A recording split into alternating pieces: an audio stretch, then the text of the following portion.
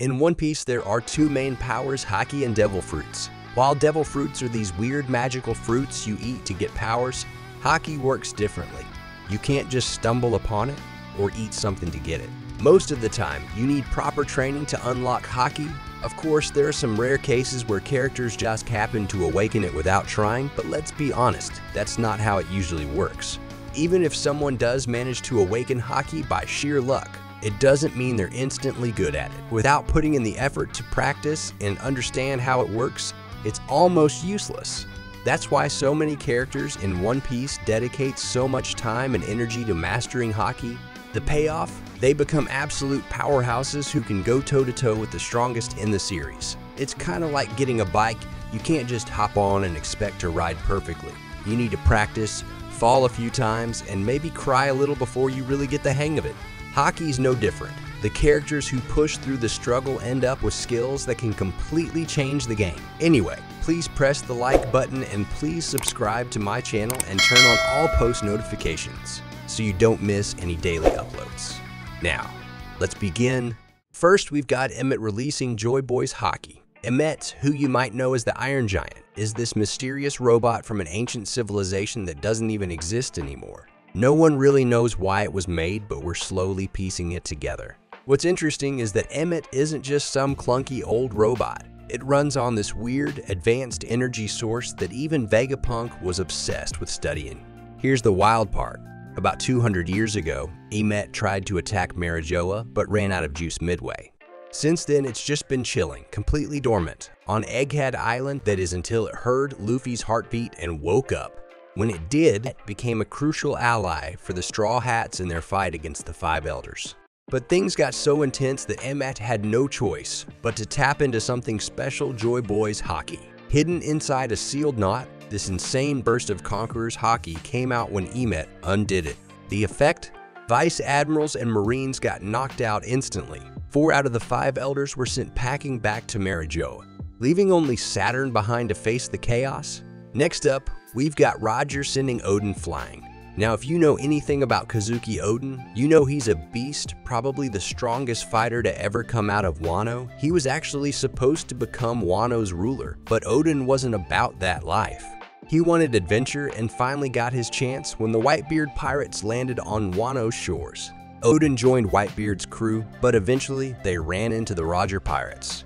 Instead of playing it safe and waiting for backup, Oden charged straight at them, fearless as ever. What he didn't expect was for Roger to step in. Roger didn't waste time, he pulled out his sword Ace and used a move called Divine Departure!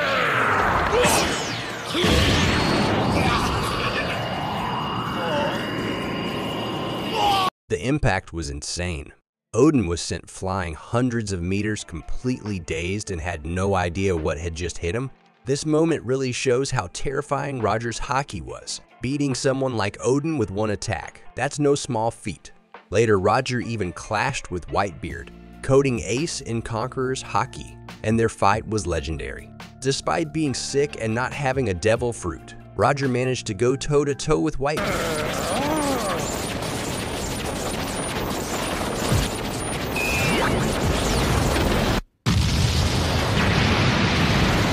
proving he was on a different level.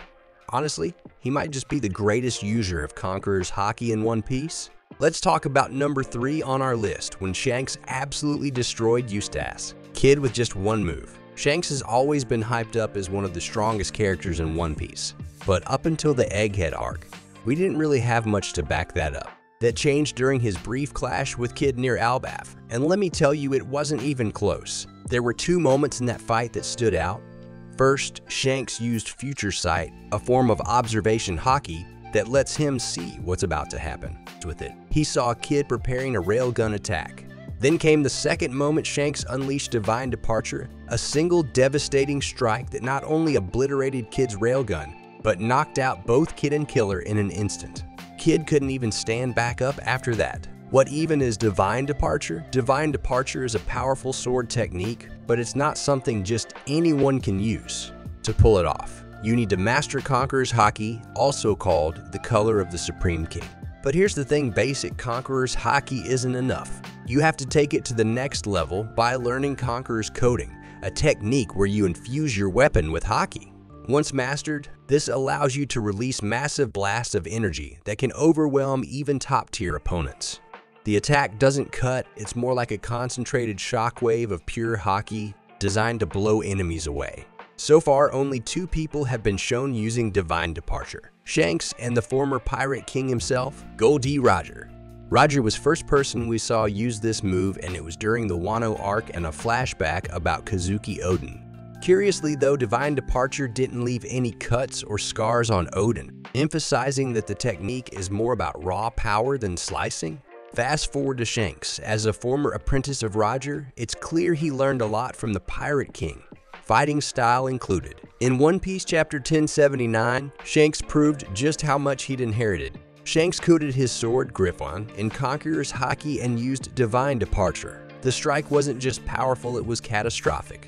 It obliterated Kid's weapon, knocked him and Killer out cold, and even took out several pirates on Kid's ship. To top it off, it left part of the ship in ruins, and just like Roger's version, Shanks' Divine Departure didn't cut anyone. It was all about the sheer force of the HakI blast. Some fans even speculate that Shanks' Divine Departure might be stronger than Roger's. After all, it took out Kid and Killer at the same time, along with half their crew and ship in a single blow. If nothing else, this moment solidified Shanks as one of the most terrifying forces in the One Piece world. At number 4, we've got Monkey D. Garp's Galaxy Impact, a moment that finally gave fans a proper look at his insane strength.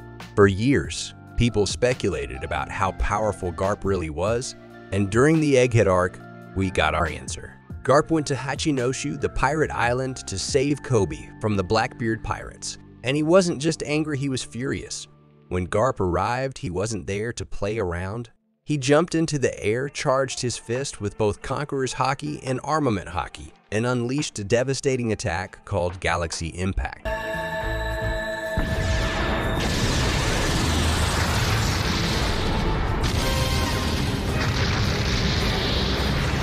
The force of this punch nearly wiped out an entire town, leaving everyone speechless. Garp didn't stop there. When he fought Kuzan, he used a move called Blue Hole, where he grabbed Kuzan's face and slammed him into the ground. This attack also relied on Conqueror's HakI, proving how skilled Garp is at using it. That said, Garp himself admitted, he's not as strong as he used to be. Age has taken a toll on him, and he's not in his prime anymore. Even so, his techniques remain some of the most powerful in the series. Later in One Piece chapter 1088, we saw Garp use a technique called Galaxy Divide. Even with a hole in his chest from Kuzan's Ice Glove attack, Garp kept fighting to give the young Marines a chance to escape. To pull this off, Garp moved at blinding speed so fast that even Kuzan couldn't react. Garp tore through pirates and leapt into the air, charging his fist with Conqueror's HakI again. This time, he unleashed Galaxy Divide, a move so powerful it split the massive skull on Hachinoshu in half. To put this into perspective, the skull is the size of an island. Garp broke an island-sized structure in half while injured and well past his prime. Galaxy Divide stands out as Garp's strongest technique we've seen so far. It's on another level compared to Galaxy Impact or Blue Hole. Even though Garp was injured and old, he blitzed Kuzan, tore through pirates, and split an island in one move. It's a reminder of why Garp was feared alongside legends like Gol D. Roger and Whitebeard. At number 5, we have Luffy's Beige Rain Gun, one of the most powerful moves in One Piece. This attack came during the final moments of Luffy's fight against Kaido, where both fighters wanted to end the battle with one decisive blow. Kaido used his Devil Fruit abilities to cover himself in flames, making his already massive body even bigger. In response, Luffy created a giant fist infused with both Conqueror's HakI and Armament HakI, naming it Beige Rain Gun.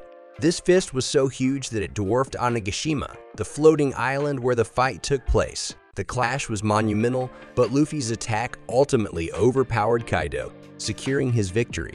At number 6, we've got Kobe's Honesty Impact, a move that got fans' attention during the Egghead Island arc. Kobe unleashed this technique on Avalo Pizarro, the 4th ship captain of Blackbeard's crew. Pizarro had created a massive island-sized arm using his Devil Fruit powers, and Kobe managed to destroy it completely with Honesty Impact.